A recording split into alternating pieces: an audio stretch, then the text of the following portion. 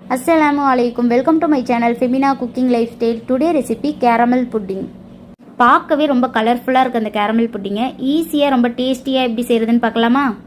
Stove on பண்ணிவிட்டு ஒரு கடாய் எடுத்துக்கலாம். அதில் 3 ஸ்பூன் வர அளவுக்கு சுகர் சேர்த்துக்கிறேன். அதில் 1 ஸ்பூன் வர அளவுக்கு கொஞ்சமாக தண்ணி சேர்த்துக்கோங்க. இப்போ லைட்டாக கலந்து விட்டோம் அப்படின்னா கொஞ்சம் நேரத்தில் இந்த மாதிரி நல்லா கேரமலைஸ் ஆயிரும். நான் இந்த மாதிரி ஒரு கேக் டின் எடுத்திருக்கேன். இதில் கேரமல் எல்லாத்தையுமே ஊற்றிட்டு எல்லா சைடும் நல்லா இந்த மாதிரி வர்ற மாதிரி பண்ணிக்கோங்க.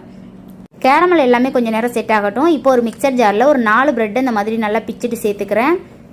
சைடு ஓரம் எதுவுமே கட் பண்ண தேவையில்லை, அப்படியே சேர்த்துக்கலாம். அப்புறம் 4 முட்டை எடுத்துக்கிறேன். 1 கப் வர அளவுக்கு சுகர் எடுத்துக்கிறேன். சுகர் உங்கள் இஷ்டம் தான். இப்போ 1 கிளாஸ் வர அளவுக்கு பால் எடுத்துக்கிறேன். ஆவின் பால் எடுத்துக்கிறேன்.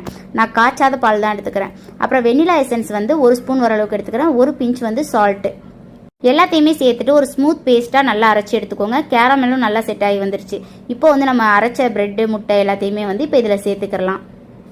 சேர்த்துட்டு நம்ம இட்லி பாத்திரத்தில் தான் இதை அவிச்சு எடுக்க போகிறோம். இட்லி பாத்திரத்தில் ஒரு 2 கிளாஸ் வர அளவுக்கு தண்ணி சேர்த்துட்டு கீழே ஸ்டாண்டு போட்டு வச்சுருக்கேன். அது மேலே இந்த மாதிரி நம்ம வச்சு விட்டுட்டு ஒரு 25லேருந்து 30 நிமிஷம் இதை மூடி போட்டு வேக விட்டுறலாம்.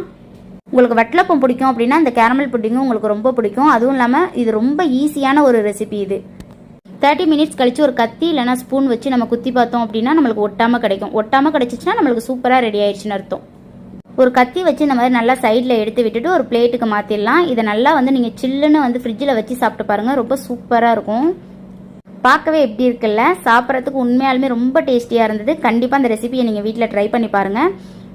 இந்த மாதிரி இன்ட்ரெஸ்டிங்கான ரெசிபிஸ்க்கு என்னோட சேனலை ஃபாலோ பண்ணுங்கள். இதே மாதிரி வேறொரு வீடியோவில் பார்க்கலாம். தேங்க்யூ ஸோ மச் ஃபார் வாட்சிங்.